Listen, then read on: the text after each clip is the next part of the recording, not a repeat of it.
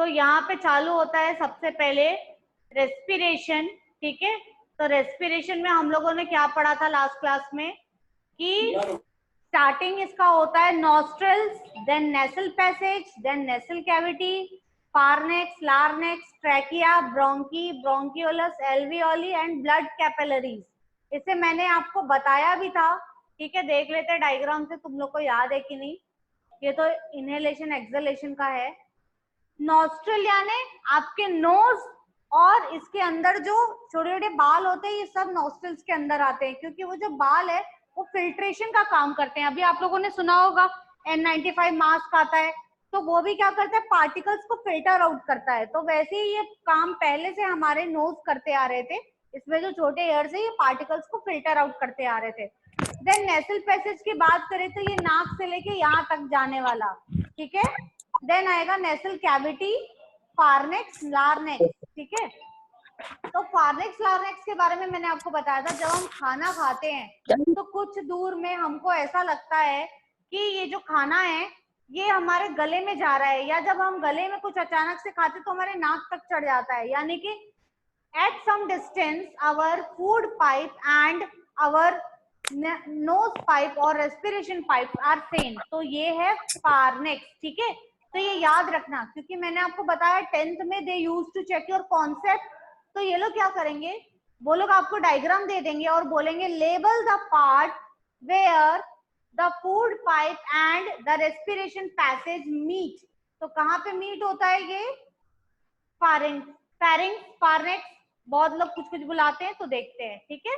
Then next अब आता है लेरिंग्स, ठीक है। तो यहाँ पे क्या होता है लार्नेक्स में कि फूड पाइप और सांस लेने वाली पाइप अलग हो जाती है, क्योंकि खाने को कहाँ जाना है, नीचे स्टमक में, और सांस को कहाँ जाना है, हमारे लंग्स में, ठीक है।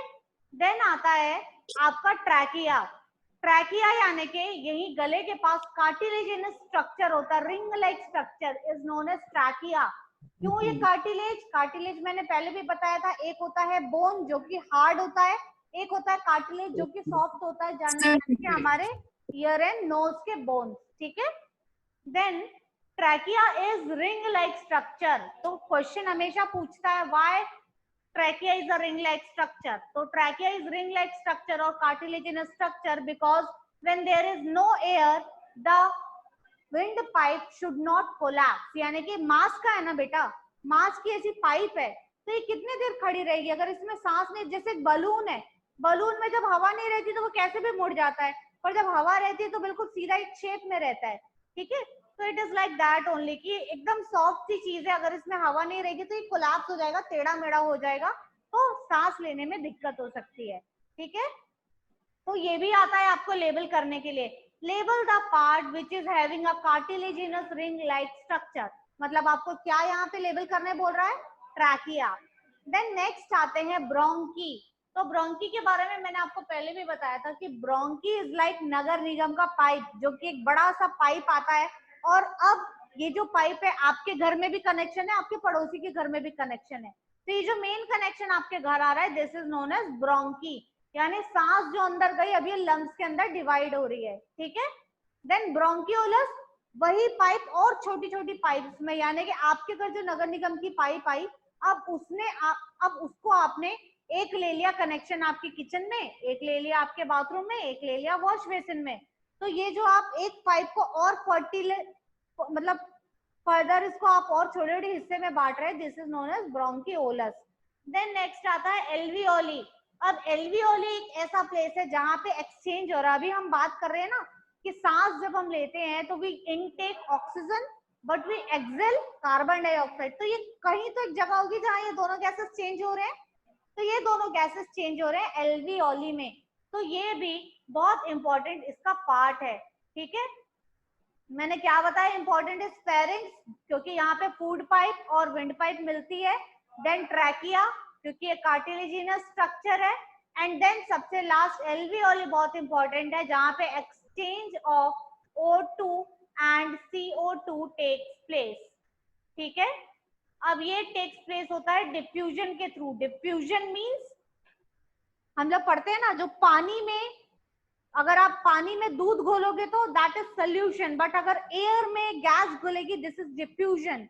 कैसे होता है डिफ्यूजन? अगर मैंने यहाँ एक अगरबत्ती लगा दी तो वो अगरबत्ती का धुआं क्या करता है, ऐसे जगह में फैलता है जहां पे कम है, मतलब movement of gas particle from higher concentration to lower concentration. Higher concentration कहाँ है? अगरबत्ती के एकदम पास, वहीं पे खड़े रहोगे तो जल्दी स्मेल आएगी, लेकिन वो सुगंध फैलते जाती है तो वो फ्रेग्रेंस फैलते फैलते गेट के बाहर तक जाएगी। तो हो सकता है, जैसे कई बार होता है ना, हम जब मंदिर के सामने से गुजरते तो हमें अगरबत्ती की स्मेल आती है, तो यह फ्रेग्रेंस आती है। तो ये क्यों आती है? Due to this diffusion. तो गैसेस हवा में डिफ्यूज होते हैं, ठीक है। देन नेक्स्ट आता है यहाँ पे आपका mechanism, difference between inhalation and exhalation. तो मैंने उस समय भी बताया था, सांस जब हम लेते हैं, इनहेल करते हैं, तो हमें मैक्सिमम ऑक्सीजन अंदर लेने की जरूरत है, क्योंकि यही ऑक्सीजन आपको एनर्जी प्रोवाइड करता है। तो जब मैक्सिमम अंदर चाहिए, मतलब अंदर जगह चाहिए ऑक्सीजन भरने के लिए, तो नंबर 1 लंग्स एक्सपांड होंगे। नंबर 2 ये जो लंग्स किससे सेव्ड है? ये हमारी रिब केज से। मैंने पहले भी बताया था, सबसे सॉफ्ट चीज आपके बॉडी में ब्रेन और हार्ट है। तो ब्रेन को प्रोटेक्ट करने के लिए स्कल है, इतना खोपड़ी, ठीक है, जो मरने के बाद भी नहीं जाता, स्केलेटन में आप लोग देख सकते हैं। और आपके हार्ट को प्रोटेक्ट करने के लिए यहाँ पे रिब केज बना हुआ है। तो ये रिब केज है, ये आगे रिब लिफ्ट्स अप, आपके लंग्स एक्सपांड होते हैं ताकि ज्यादा वॉल्यूम आ सके। डायफ्राम मैंने आपको बताया था, जो कि डोम शेप का होता है, वो फ्लैट हो जाता है, क्योंकि डोम शेप रहने से कम उसको जगह मिलती है, पर फ्लैट होने से और जगह मिल जाती है, ठीक है। तो थोरिक कैविटी, चेस्ट एक्सपांड होता है, रिब लिफ्ट्स अप होते हैं, आपके डायफ्राम जो है ये फ्लैट हो जाते हैं और वॉल्यूम ऑफ लंग बढ़ जाता है। जस्ट इसका ऑपोजिट आप लिखेंगे एक्सहेलेशन में, और ये भी लिख सकते हैं कि इनहेल करते समय ऑक्सीजन पूरा अंदर चले जाता है। देन एक्सहेलेशन में जस्ट इसका उल्टा, जो जो चीजें फैली थी वो कॉन्ट्रैक्ट होंगी, सिकुड़ना, कॉन्ट्रैक्ट होना, ठीक है। तो थोरिक कैविटी जो अभी एक्सपांड हुई थी, ये अब हो जाएगी कॉन्ट्रैक्ट। रिब्स जो अभी अप मूव किए थे, अब ये मूव करेंगे डाउनवर्ड्स दबाने के लिए। डायफ्राम जो अभी फ्लैट हो गए थे, ये वापस हो जाएंगे डोम शेप के। और वॉल्यूम ऑफ लंग्स कैसा हो जाएगा? डिक्रीज हो जाएगा, दब जाएगा। लंग्स को हमने सब तरफ से दबा दिया ताकि पूरा का पूरा कार्बन डाइऑक्साइड बाहर चले जाए एयर में, ठीक है। तो ये पूरा का पूरा फंक्शन है इसका। देन नेक्स्ट हम लोग आगे बढ़ते हैं।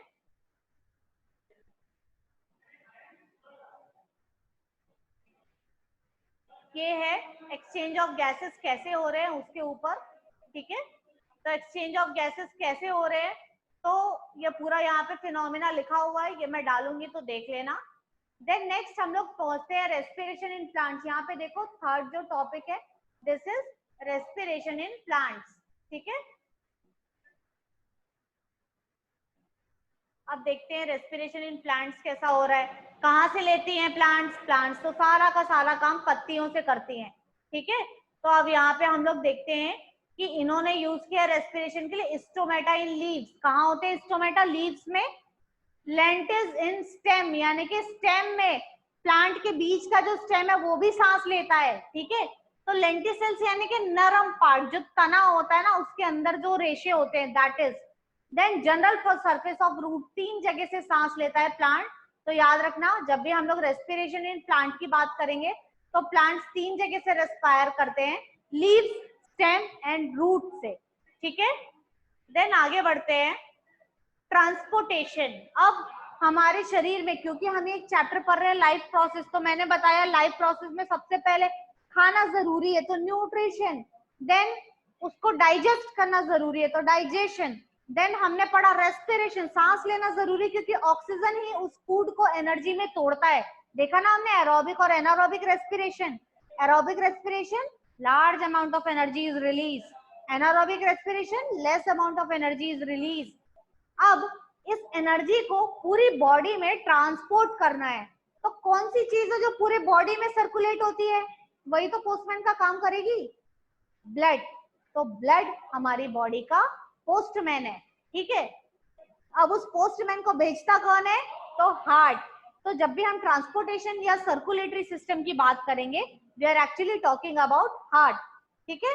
तो यहाँ पे देखो, circulatory system consist of 3 things, heart, artery and veins, blood and lymph. Heart नाम से पता चल रहा है हम दिल की बात कर रहे हैं। आर्टरीज एंड वेन्स मैंने आपको बताया था, आर्टरीज एंड वेन्स में लास्ट क्लास में डिफरेंस। आर्टरीज अच्छा खून लेके जाती है, वेन्स खराब खून लेके जाती है। अच्छा खून से मेरा मतलब है oxygenated blood, oxygen rich blood. Veins से मेरा मतलब है, खराब खून से मेरा मतलब है डीऑक्सीजनेटेड ब्लड या कार्बन डाइऑक्साइड जिसमें रिच है, इज नोन एज वेन्स। ठीक है, अब इसमें मैंने आपको डिफरेंस का पॉइंट नंबर 2 भी बताया था कि अच्छा खून ले जाती है। कोई अच्छी चीज को जब हम लाते हैं तो हमें उसकी अच्छी पैकिंग की जरूरत पड़ती है।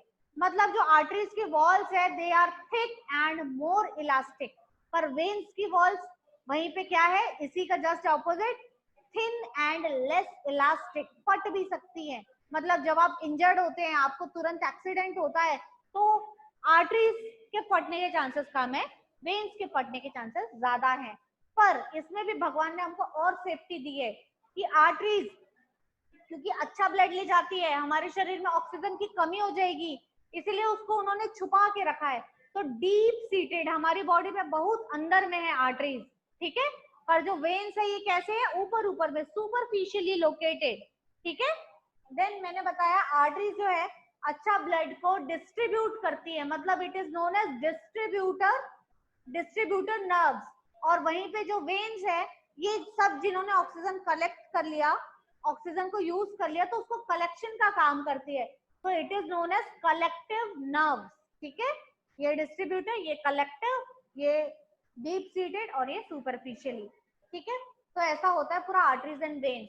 देन लास्ट में यहाँ पे लिखा है blood and lymph.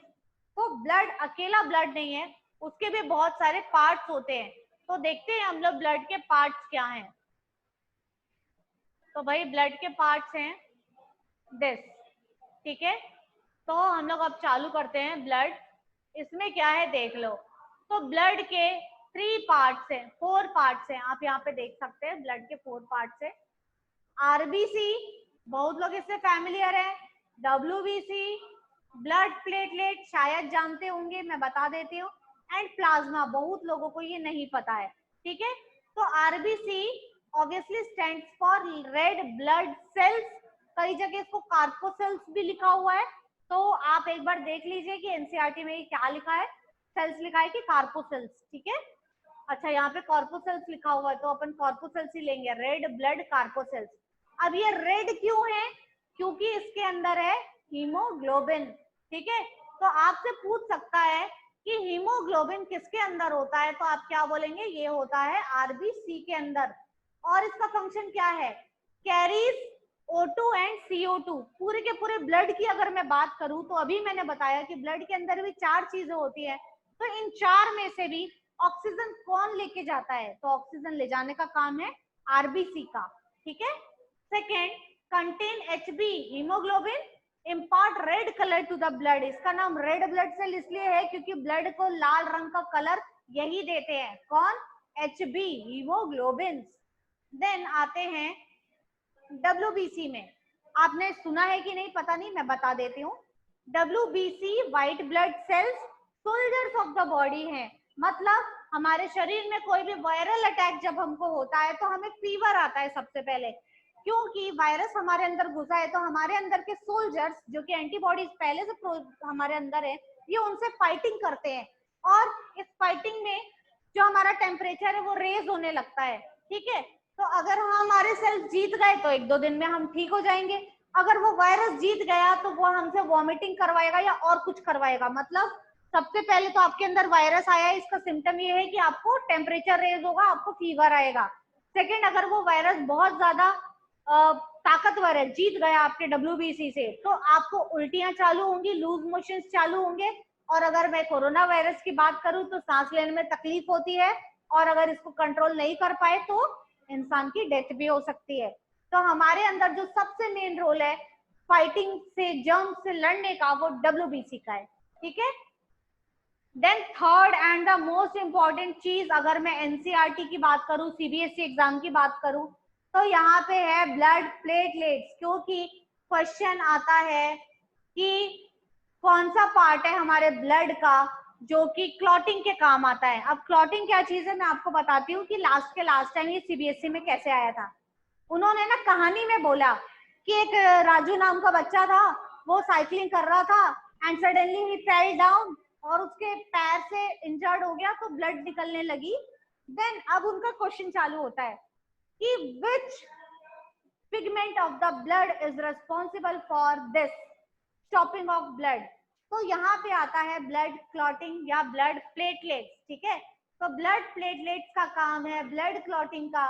Blood clotting मतलब ये जहां पे भी आप कटे हैं वहां पे ये जालीदार स्ट्रक्चर बना देता है, एक छन्नी बना देता है चाय की, उस टाइप की छन्नी, ठीक है। क्लॉटिंग करता है और वो क्लॉट में आके आरबीसी फंस जाते हैं और थोड़ी देर बाद वो जो ब्लड है वो निकलना बंद हो जाता है। आपने देखा है ना, नाली में अगर कुछ फंस जाए तो पानी नहीं जाता, जस्ट वैसी है कि ये एक जालीदार स्ट्रक्चर बनाते हैं और उसमें आरबीसी फंस जाते हैं, जिसके आगे फर्दर आपका ब्लड जो है वो बाहर नहीं निकलता बॉडी से। तो ये काम है ब्लड प्लेटलेट्स का, ब्लड क्लॉटिंग करने का। देन एक और चीज जो एग्जाम में आती है वो पूछता है कि आपके पूरे के पूरे ब्लड में, blood is a liquid right, बहता है, पर अगर कभी देखो तो ब्लड सूख जाने के बाद उस पाउडरी चीज हो जाती है, मतलब ब्लड में कुछ सॉलिड भी है। तो ब्लड का जो सॉलिड चीज है that is known as plasma, यही है ब्लड का प्लाज्मा, ठीक है। सॉरी, सॉलिड कंपोनेंट ये सारे हैं, ये है लिक्विड कंपोनेंट प्लाज्मा, ठीक है। अब ये कैसा होता है, क्योंकि लिक्विड है तो पूरा तो पानी नहीं होगा, तो ये होता है 90% water and 10% organic substances like proteins, globin, albumin, ये सारी चीजें, ठीक है। ऑर्गेनिक, इनऑर्गेनिक, मतलब ये समझ लो कि आपके शरीर में जो ये हमने जो खाया, डाइजेशन किया, तो जो प्रोटीन विटामिन निकले वो ना आरबीसी ले जाएगा, ना ब्लड प्लेटलेट्स ले जाएगा, ना डब्ल्यूबीसी ले जाएगा, वो कौन लेके जाएगा, प्लाज्मा, ठीक है।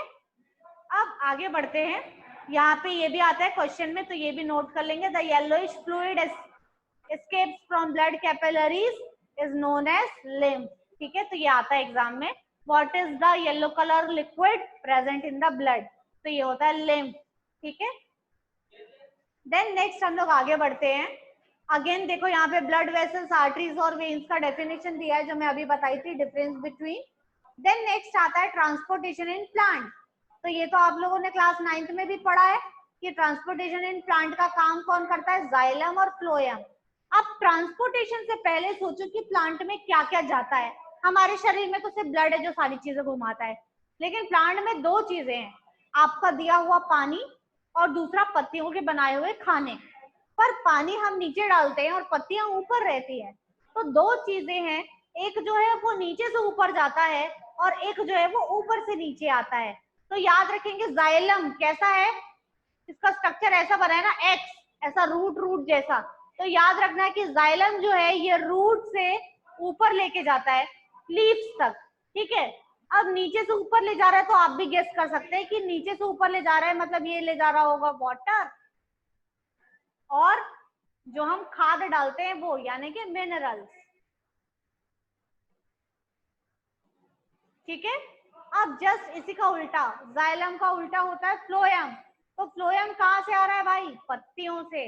तो पत्तियों से क्या लेके आ रहा है, क्योंकि पत्तियां फोटोसिंथेसिस से बना रही है खाना, तो ये ऊपर से नीचे लेके आता है फूड, ठीक है।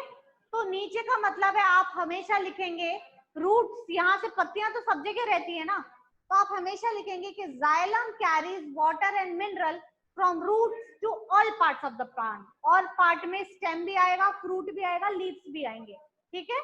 यहीं पे जब आप फ्लोएम की बात करेंगे तो हम लिखेंगे फ्लोएम कैरीज फूड या glucose from leaves to all parts of the plant. अब ऑल पार्ट में क्योंकि जो खाना बना रहा है वो तो लीव्स को भी जरूरत है ना, स्टेम को भी जरूरत है, फ्रूट्स को भी जरूरत है और रूट को भी जरूरत है। तो ये ऊपर से नीचे all parts of the plant में सारी चीजें आ जाएंगी, ठीक है। देन नीचे से ऊपर ले जाने में नो एनर्जी इज यूज्ड, क्यों मैं अभी बताती हूँ, और ऊपर से नीचे लाने में एनर्जी यूज होती है। देखो क्यों होती है, आप कभी सोचो, आप घर में दिया जलाते हो तो नीचे रहता है तेल और आप आग जलाते हो ऊपर, तो जब हमने वो जलाया तो ये तेल पूरा नीचे से ऊपर खींच लिया, क्या एनर्जी लगी वहां पे, आपने कोई मशीन लगाई थी वहां पे जो वो नीचे से तेल पूरा ऊपर चला गया, नहीं, ये होता है ट्रांसपिरेशन से। सेम चीज प्लांट्स में भी होती है, कि वाटर एंड मिनरल नीचे से ऊपर जाते हैं विदाउट एनी एनर्जी, क्योंकि ये वही सिस्टम फॉलो करते हैं जो दिए और बाती में हुआ था, ट्रांसपीरेशन। अच्छा, एक और मैं एग्जांपल देती हूँ, अगर आप लोगों ने देखा होगा, जनरली बॉयज को पता होगा, जो लोग पेट्रोल चुराते हैं, कैसे चुराते हैं, एक पाइप वो लोग लेके आते हैं और आपकी पेट्रोल की टंकी का या तो नीचे वाला पाइप वो लोग काट देते हैं और उसको एक बार सक करते हैं और अपने बॉटल में डाल देते हैं, तो पूरा का पूरा टंकी का पेट्रोल उस बॉटल में चला जाता है। कैसे हुआ? आपने एक बार उसको सक किया तो खींचने वाला जो प्रोसेस है वो आ गया, एक बार वो फ्लो होना चालू हो गया, अब आप छोड़ दो वो अपने आप आता रहेगा। तो बस ये वही चीज है कि यहाँ पे कोई एनर्जी यूज नहीं होती जाइलम में, जबकि फ्लोएम क्योंकि ऊपर से नीचे ला रहा है, ठीक है, ग्रेविटी के अगेंस्ट ला रहा है, तो ग्रेविटी की तरफ, अच्छा ऊपर से नीचे ला रहा है, तो यहाँ पे उसकी एनर्जी यूज होगी, ठीक है।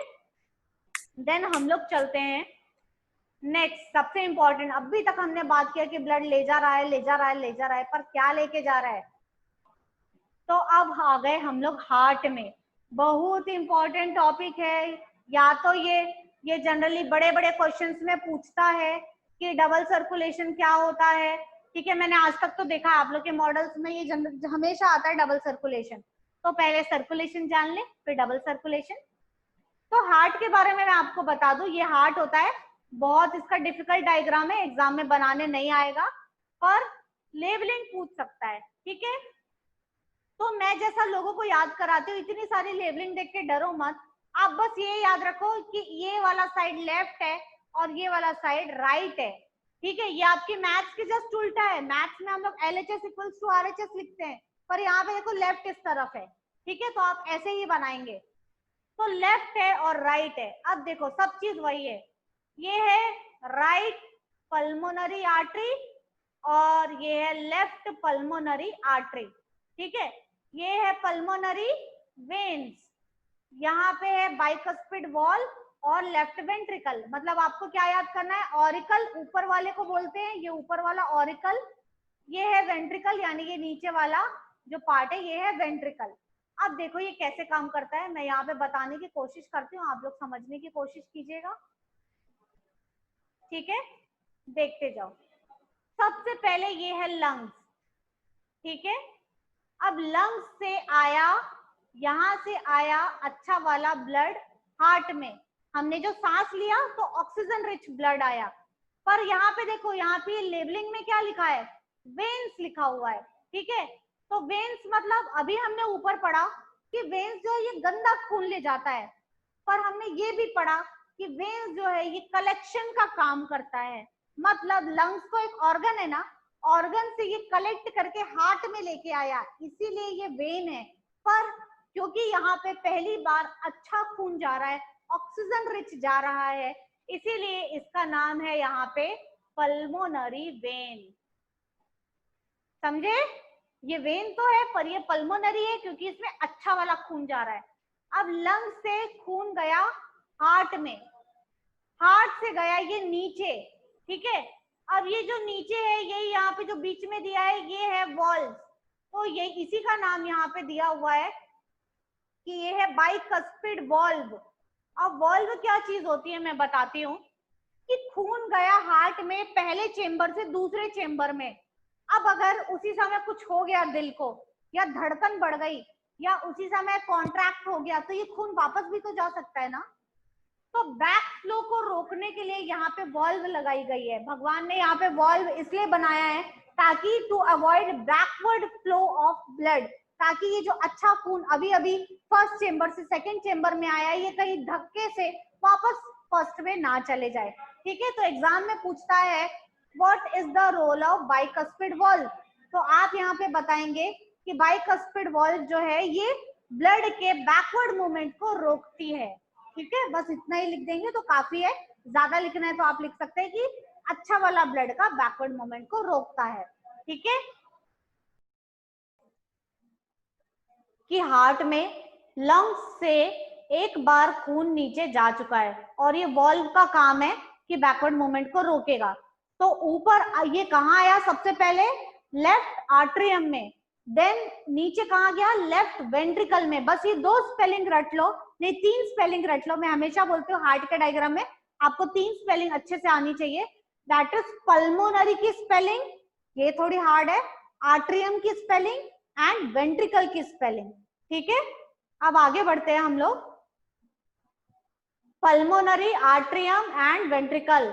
मैं एज्यूम करती हूँ कि आप लोग बहुत ज्यादा होशियार लोग हैं, ठीक है, तो आप लोगों को ये याद हो गया होगा। ठीक है, अब ये लेफ्ट वेंट्रिकल से ये ब्लड निकला और कहाँ जाएगा, क्योंकि डिस्ट्रीब्यूट कर रहा है ना, तो ये डिस्ट्रीब्यूट करके बॉडी ऑर्गन्स को डिस्ट्रीब्यूट करेगा, ये जो ऑक्सीजनेटेड वाला ब्लड आया था। ठीक है, अब यही ऑक्सीजनेटेड वाला जो ब्लड है, उसके बाद नेक्स्ट ये लोग जाएंगे इसको लेके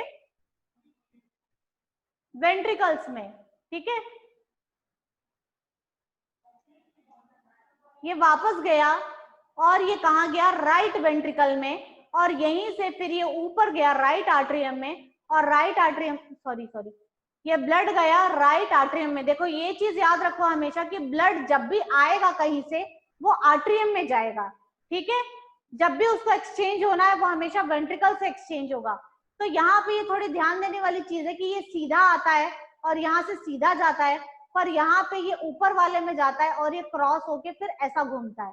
ठीक है, तो ऐसे ही अपन याद करेंगे कि बॉडी ऑर्गन से, अब बॉडी ऑर्गन्स ने सारे ब्लड को यूज कर लिया उसको ऑक्सीजन को, और अब जो जा रहा है ये गंदा खून है, डीऑक्सीजनेटेड है, ये देखो यहाँ पे लिखा है डीऑक्सीजनेटेड। अब ये डीऑक्सीजनेटेड वाला जाएगा ऊपर राइट आर्ट्रियम में, फिर ये वहां से जाएगा वॉल्व में। अब इस वॉल्व का नाम है पल्मोनरी वॉल्व। अगेन याद रखेंगे, वॉल्व का काम बैकवर्ड मूवमेंट को रोकना है। ये जो गंदा खून आ गया कहीं ये वापस बॉडी में ना चला जाए, इसलिए यहाँ पे वॉल्व बनी है। ठीक है, अब ये वॉल्व जब अगली बार हार्ट हमारा बीट होगा तो ये ऊपर चला जाएगा लंग्स में डीऑक्सीजनेटेड ब्लड, और वहां से फिर एल्वियोली के थ्रू फिर से वो ऑक्सीजन ले लेगा और कार्बन डाइऑक्साइड बाहर छोड़ देगा। ठीक है, अब एग्जाम में ये था पूरा हार्ट का प्रोसेस। अब जब आपको डबल सर्कुलेशन लिखने आता है तो वही चीज है कि डबल सर्कुलेशन मतलब हार्ट में ब्लड 2 बार आया, इसी को बोलते हैं डबल सर्कुलेशन। तो आप जब भी डबल सर्कुलेशन आएगा, मैंने अभी जो बताया ये पूरे पॉइंट्स को लिख देंगे और डायग्राम यही ऊपर वाला बनाएंगे, लंग्स वाला, ये जो डब्बे वाला है। बनाना इजी है ना, मैं जूम करती हूँ कि आप लोग में से बहुत लोगों की ड्राइंग मेरे जैसी होगी, खराब सी। ठीक है, तो मैं जनरली कोई सीन नहीं बना सकती, पर ये जो इंजीनियरिंग ड्राइंग्स है ये तो मेरे से बन ही जाते हैं। तो ये रेक्टेंगल आप लोग बना सकते हैं और ये बाकी चीजें भी आप लोग बना सकते हैं। ठीक है, देन हम लोग नेक्स्ट देखते हैं यहाँ पे कि क्या हो रहा है। ठीक है, तो नीचे आ गए हम लोग पल्मोनरी सर्कुलेशन में और सिस्टमेटिक सर्कुलेशन में। यही दोनों को हम लोग बोलते हैं डबल सर्कुलेशन। जब ये एग्जाम में आएगा तो सबसे पहले तो आपको ये दोनों के बारे में लिखना है, उसके बाद ये पूरी रामकथा सुनानी है। ठीक है, तो पल्मोनरी सर्कुलेशन मतलब जो पल्मोनरी में आया, blood moves from the heart to the lungs back to the heart. ठीक है, blood moves from the heart to the lungs and back to the heart. ये वाला जो ऊपर वाला है इसको बोलते हैं पल्मोनरी सर्कुलेशन।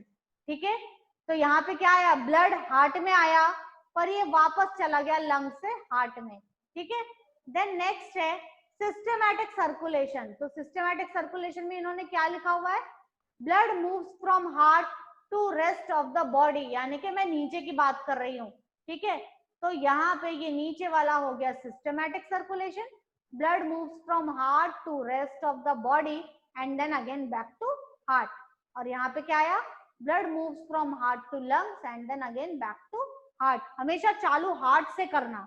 मैंने यहाँ पे डायग्राम में लंग्स से चालू किया, और जब आप पल्मोनरी सर्कुलेशन के बारे में बताएंगे, सर्कुलेशन तो हार्ट में ही होता है इसलिए हार्ट से चालू करेंगे।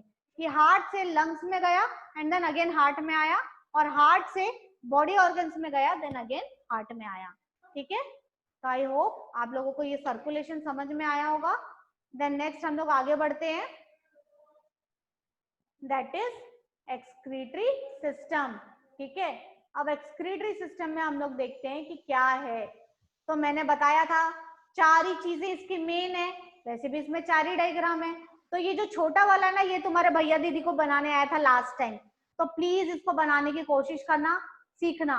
ठीक है, कैसा बनता है, कुछ नहीं, आपको ऐसा बीन शेप्ड बनाना है। बीन समझते हो, राजमा, ऐसा 2 राजमा बनाना है, और एक जो यहाँ पे आया है ये वाला, ठीक है, तो ये ओरोटा हो जाएगा। और फिर यहाँ पे जाने के बाद किडनी से एक पाइप निकलती है नीचे, तो ये होती कलेक्टिंग पाइप, और ये नीचे ब्लैडर में जाती है, तो ये हो गया ब्लैडर। ठीक है, और फिर यहाँ से बाहर। तो यहाँ पे आपको बस इतना ही बनाना है एग्जाम में, तो ये कोशिश करना, ये इजी है डायग्राम इसलिए आता है। अब हम लोग देखते हैं इसकी लेबलिंग क्या है। ठीक है, तो इसकी लेबलिंग में क्या बोला है इसने, सबसे पहले जो जो चीज इंपॉर्टेंट है मैं बता देती हूँ। ये आप लोग लिखोगे फेंकोगे लेफ्ट किडनी राइट किडनी, दो आपके यहीं पे हो गए। देन आपको यहाँ पे पता होना चाहिए कि इस पाइप को क्या बोलते हैं, तो दिस पाइप इज यूरेटर, और साथ में लिखोगे तो यूरेटर्स। ठीक है, देन नेक्स्ट ये ब्लैडर आता है जिसको हम लोग बोलते हैं यूरिनरी ब्लैडर, और लास्ट में ये बाहर आता है यूरिथ्रा के थ्रू। तो यहाँ पे कंफ्यूजिंग ये है कि ये दोनों की स्पेलिंग एक जैसी लगती है हमेशा। ठीक है, तो हमेशा याद रखेंगे जिसमें दो ई है, मैं बच्चों को ऐसे याद कराती हूँ, देखो यूरेटर की स्पेलिंग में दो ई है ना, URETER, तो ये दो है, तो ये दो कहाँ है, जो किडनी से कलेक्ट करता है यूरिन। देन नेक्स्ट है यूरिथ्रा, में एक ही ई आता है, तो ये एक ही है, कहाँ है, यूरिनरी ब्लैडर में। अब देखो ये क्वेश्चन कैसे पूछता है एग्जाम में, ये एक डायग्राम बना के दे देता है और बोलता है label the part from where the urine comes out from kidney. मतलब किसकी बात कर रहा है, किडनी से यूरिन निकला वो पार्ट को लेबल करो। किडनी से यूरिन किससे निकला, यूरेटर से निकला, मतलब बोलो यूरेटर की बात कर रहे हैं। देन सेकेंड पूछता है label the part where the urine is reserved. Reservoir मतलब समझते हो बर्तन, एक पानी का बर्तन, घड़ा, तो ये भी एक रिजर्वायर है, एक बर्तन है जिसमें पानी, हाँ लेकिन यहाँ पे यूरिन है, वो यहाँ पे रिजर्व होता है। कब तक, जब तक ये फुल नहीं भर जाता और आपको जोर से प्रेशर नहीं आ जाती। ये हर बार यूरिन को बाहर डिस्चार्ज नहीं करता, जब तक ये भर नहीं जाता ये डिस्चार्ज नहीं करता। देन थर्ड आपसे पूछता है कि देखो कंफ्यूज कैसे करता है, label the part from where the urine comes out of body, मतलब आपकी पूरी बॉडी से यूरिन को बाहर निकालना है। कौन निकालता है, यूरिथ्रा। यही दो चीज आपको लिखनी है, लिख लीजिए अभी जहां पे लिख रहे होंगे। Label the part from where the urine comes out from kidney, dash करके लिखो ureter. Label the part from where the urine comes out of the body is urethra। ठीक है, किडनी से निकला यूरेटर, बॉडी से निकला यूरिथ्रा। देन हमेशा ना ये चीज पूछता है, जैसे मैंने आपको अभी लंग्स में बताया था कि लंग्स में जो मेन चीज है जहां ऑक्सीजन और कार्बन डाइऑक्साइड एक्सचेंज होते हैं उसका नाम है एल्वियोली। तो यहाँ पे फिल्टर का काम करता है नेफ्रॉन। हमेशा बच्चे किडनी लिख के आते हैं कि वो लोग बोलते हैं कि name the part which purifies the urine. तो यूरिन को प्यूरिफाई या ब्लड को प्यूरिफाई कौन करता है, नेफ्रॉन। अच्छा सॉरी, यूरिन को प्यूरिफाई नहीं करना है, हमें ब्लड को प्यूरिफाई करना है। कोई भी ये नहीं लिखेगा कि यूरिन को प्यूरिफाई करना है। यूरिन को प्यूरिफाई करके क्या करोगे भाई, पीना है क्या किसी को, ठीक है। तो हमेशा जो है ब्लड प्यूरिफाई होता है। ब्लड में क्योंकि पूरा ट्रांसपोर्टेशन का काम यही कर रहा है, तो इसमें अच्छी चीजें और बुरी चीजें दोनों होती हैं। तो यहाँ पे देखो नीचे लिखा हुआ है टॉक्सिक सब्सटेंस, हमारी बॉडी से क्या क्या बाहर जाता है, क्या क्या बाहर जाता है भाई, ये पूछता है एग्जाम में, तो लिख लो। मटेरियल एक्सक्रीटेड फ्रॉम बॉडी, हमारी बॉडी से क्या क्या बाहर जाता है, नाइट्रोजिनस वेस्ट, एक्सेस वाटर, अगर आपने ज्यादा पानी पी लिया है तो गैसेस बॉडी से बाहर जाते हैं, और सॉल्ट बॉडी से बाहर जाता है। जिन लोगों ने टेस्ट किया होगा या नहीं भी किया होगा तो उनको पता होगा कि हमारी बॉडी से जो भी निकलता है वो सब सॉल्ट ही होता है, नमकीन होता है। चाहे मैं पसीने की बात करूं, चाहे मैं आंसू की बात करूं, चाहे मैं यूरिन की बात करूं, और वो चौथा तो मैंने भी नहीं चखा तो मुझे नहीं पता, मेरे ख्याल से वो भी सॉल्ट ही होता होगा। ठीक है, जो मैं बात कर रही हूँ सॉलिड वेस्ट की। ठीक है, तो एग्जाम में पूछता है कि name the materials which are excreted from the body, तो आप ये याद रखेंगे नाइट्रोजिनस वेस्ट, यानी कि यूरिन में जो हमारे शरीर का कचरा निकलता है is known as nitrogenous waste, जो कि यहाँ पे दिया हुआ है urea and uric acid and urine, ये तीन चीजें हैं। ठीक है, urea, uric acid and urine, 3 U वाली चीज बाहर निकलती है भाई, ठीक है। देन नेक्स्ट है एक्सेस ऑफ वाटर, पानी। अब पानी कैसे बाहर निकलता है, तो अभी मैंने बताया, एक स्वेट के रूप में और दूसरा यूरिन के रूप में। तीसरा गैसेस निकलते हैं, ये बताने की जरूरत नहीं है, एवरीबॉडी नोज गैसेस निकलते हैं। तो पहला निकलता है नाक से और दूसरा निकलता है एनस से, ठीक है। देन नेक्स्ट है सॉल्ट, हमारे शरीर से सॉल्ट बाहर निकलते हैं। इसीलिए आपने सुना होगा कि जब हमें उल्टियां होती है, जब दस्त होता है, तो डॉक्टर बोलता है थोड़ा सा नमक और शक्कर पानी आप पीजिए, क्योंकि आपके शरीर से जो है डिहाइड्रेशन एंड सॉल्ट का लॉस हो रहा है, तो ये दोनों नहीं होना चाहिए, ठीक है। ओके, देन देखते हैं नेक्स्ट क्या बचा है आज पढ़ने के लिए। ये पूरा किडनी कैसे साफ होती है, ये पूरी चीज यहाँ पे लिखी हुई है। फॉर्मेशन ऑफ यूरिन कैसे होता है, वो पूरा यहाँ पे लिखा हुआ है, ठीक है। तो मैं एक बार एक ऊंचा ऊंचा बता देती हूँ कैसे होता है। कि जब गन्ने के रस को हम जब गन्ना निचोड़ते हैं, तो पूरा का पूरा सॉलिड एक तरफ और पूरा का पूरा रस एक तरफ, बस वैसा ही ये काम करता है कि जो हमारी बॉडी में जो ब्लड है ये सारी चीजें लेके घूमता रहता है। तो जो भी चीजें टॉक्सिक है, हमने सेल में भी पढ़ा है ना, सेल से भी कोई चीजें बाहर निकलती है। लास्ट ईयर हमने पढ़ा था लाइसोसोम वेस्ट को खा लेता है, नहीं होने से खुद को। तो हमारे शरीर में ये जो सेल्स है ये भी जीते हैं और मरते हैं, तो इन सबको भी हमारी बॉडी से ये बाहर निकालने का काम करता है, ठीक है। तो ये फॉर्मेशन ऑफ यूरिन में आप ये पूरी चीजें पढ़ सकते हैं। Formation of functions of nephron में भी पढ़ सकते हैं, कि मैंने अभी बताया फंक्शन ऑफ नेफ्रॉन्स में क्या आएगा, कि एक्सक्रीशन ऑफ नाइट्रोजिनस वेस्ट का काम कौन करता है ये, और वाटर और आयोनिक को बैलेंस कौन करता है, नेफ्रॉन। नेफ्रॉन बहुत इंपॉर्टेंट चीज है, एग्जाम में आता भी है। अच्छा, अब हर चीज हमने प्लांट और एनिमल की पढ़ी, तो एक्सक्रीशन इन प्लांट कैसे होता है। आप लोगों ने प्लांट्स को कभी एक्सक्रीशन करते नहीं देखा होगा, लेकिन हमें ये तो पता है कि प्लांट से गम निकलता है, लेटेक्स निकलता है, या कई बार ऐसे पत्ता तोड़ते तो दूध निकलने लगता है, राइट। यही सारी चीजें प्लांट की वेस्ट मटेरियल है। और उसके साथ उन्होंने ये भी बोला है कि प्लांट में ये लोग वैक्यूल्स बड़े बड़े होते हैं ना, तो ये लोग अपने अंदर इसको स्टोर करते जाते हैं बहुत दिन से अपने वेस्ट मटेरियल को, जो कि लास्ट में गम या लेटेक्स के फॉर्म में बाहर निकलता है। तो अगर आपसे पूछे कि प्लांट में क्या एक्सक्रीट होता है, तो गम या लेटेक्स लिखेंगे। लेटेक्स वही वो जो दूध है चिपचिपा, that is known as latex, जो कि बाद में रबर भी बनता है। और गम जो आप लोग देखते होंगे गोंद के लड्डू सुनते हैं, या गम कई बार मैंने मुंगे के पेड़ में बहुत देखा है, निकलता रहता है, ठीक है। तो आप वो चीज देख सकते हैं। देन नेफ्रॉन का एक स्ट्रक्चर है जो एग्जाम में पूछता है, ये भी बहुत बार आते देखा है मैंने। तो जनरली जो आपके सीनियर्स को आया था वो आया था भाई ग्लोमेरुलस फिल्ट्रेट। तो अब पूरे चैप्टर में बस एक ये चीज को पढ़ लेना, ग्लोमेरुलस फिल्ट्रेट। ये क्या काम करता है, nitrogenous waste, glucose, water, amino acid filter from the blood into Bowman's capsule of the nephron. यानी कि पूरे के बॉडी में जो छन्नी है, ये छन्नी का नाम है ग्लोमेरुलस फिल्ट्रेशन। अब हमने जो जो चीजें वेस्ट पढ़ी, ये वही सारी चीजों को छानता है, ठीक है।